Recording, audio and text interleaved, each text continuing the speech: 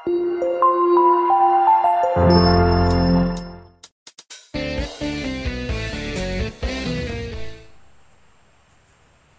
Shalom. Selamat siang, Selamat siang.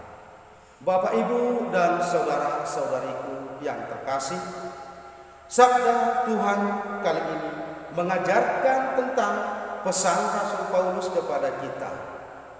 Khotbah ini dikutip dari kitab suci surat Rasul Paulus yang kedua kepada jemaat di Tesalonika, pasal 3 ayat 6 sampai 15. Bapak Ibu dan saudara-saudari yang terkasih, Rasul Paulus mengingatkan supaya kita bekerja lebih giat dan menjauhkan diri dari setiap orang yang tidak melakukan pekerjaannya. Rasul Paulus juga menasihati kita supaya menjauhkan diri dari hal-hal yang tidak berguna. Saudara-saudariku yang terkasih, pesan dari kitab suci ini sangatlah berpengaruh besar untuk kebahagiaan keluarga kita di tengah-tengah masyarakat. Maka jikalau kita mau bekerja, baiklah kita berdoa terlebih dahulu. Mengapa kita harus berdoa terlebih dahulu? Supaya kita diberi semangat dan kekuatan dari Tuhan. Karena itu Bapak Ibu dan saudara-saudari yang terkasih, doakanlah pekerjaanmu dan kerjakanlah apa yang kamu doakan. Jikalau kamu tidak bekerja, tentu kamu tidak mendapatkan hasil. Bapak Ibu yang terkasih, sabda Tuhan kali ini menasihati kita dengan tegas. Jika seseorang tidak mau bekerja, janganlah dia makan. Ini sangat jelas, saudaraku. Kalau seseorang tidak memiliki hasil, lalu ia mau makan apa? Mari Bapak Ibu, kita lebih giat lagi bekerja. Bapak Ibu dan saudara-saudariku yang terkasih, ada suatu cerita yang pernah saya dengar di tengah-tengah masyarakat kami tentang si pemalas yang berjudul Angan-angan si Jonaha, yang artinya hayalan seorang yang bernama Jonaha. Begini ceritanya Bapak Ibu. Pada suatu ketika si Jonaha atau si pemalas ini ingin membersihkan ladangnya supaya bisa ditanam dengan tanaman yang menghasilkan. Ia pergi ke ladang membawa peralatan kerja, yakni parang, babat, dan kapak. Istri pun membekali dia dengan makanan dan minuman ke dalam pontotnya. Lalu ia pergi ke ladang. Setibanya di ladang, ia meletakkan seluruh peralatan dan bontot makanannya itu dengan tenang. Lalu ia beristirahat. Setelah lama beristirahat, lalu si Jonaha tadi berjalan melihat lahan yang hendak dikerjakannya. Ia melihat rerumputan, kayu-kayuan, atau pohon-pohon kecil dan pohon besar. Lalu ia mulai berhayal, saya akan membabat rerumputan ini terlebih dahulu. Setelah berhayal demikian, dia pun duduk untuk beristirahat. Lama beristirahat, ia pun kembali bangkit dan berjalan sambil melihat kayu-kayuan dan pohon kecil.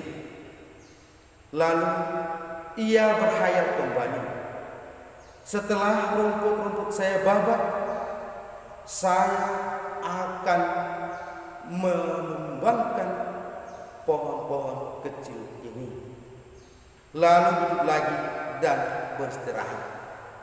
Setelah merasa lapar, saudaraku, karena hari sudah mulai siang, ia pun menoleh ke bontot tempat makanan dan minumannya itu. Dia pun makan dan beristirahat. Setelah lama beristirahat, ia berjalan lagi berkeliling, melihat ladangnya dan melihat ada pohon besar. Lalu ia kembali berhayal.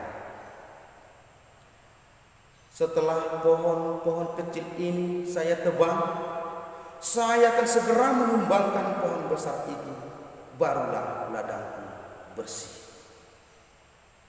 Lalu si Jonaha pun duduk dan beristirahat sampai waktunya tiba untuk pulang. Bapak, Ibu, dan saudara-saudariku terkasih, hari sudah menjelang malam. Satu pun yang dihayalkannya tadi tidak ada yang dikerjakannya, hingga ia pulang ke rumah membawa hayalannya tersebut. Bapak, Ibu, dan saudara-saudara terkasih, keesokan harinya sang istri pergi ke ladang melihat yang dikerjakan suaminya. Ternyata apapun tidak ada yang dikerjakan si Jonaha atau si pemalas tadi. Si istri pun sedih dan tidak memasak lagi untuk suaminya. Bapak, Ibu, dan saudara-saudariku yang terkasih, pesan dari Rasul Paulus buat kita sangat-sangatlah penting. Karena itu, kerjakanlah apa yang dapat kamu kerjakan hari ini dan jangan tunggu hari esok, karena hari esok ada lagi yang akan dikerjakan. Dan jika seseorang tidak mau bekerja, janganlah ia makan. Tegas dari Rasul Paulus. Maka dari itu, doakanlah pekerjaanmu dan kerjakanlah yang kamu doakan, supaya dengan semangat kerja dan kekuatan kamu tidak berhayal terus. Bapak, Ibu, dan saudara-saudariku yang terkasih, umat sering mengalami hal yang terjadi dalam cerita ini, yaitu cerita si Jonaha tadi.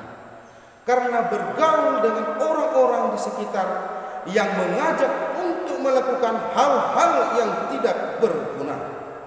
Karena itu, hindarilah orang-orang yang tidak mau bekerja dengan baik, tetapi jangan lupa untuk menasihatinya supaya mau bekerja dengan giat.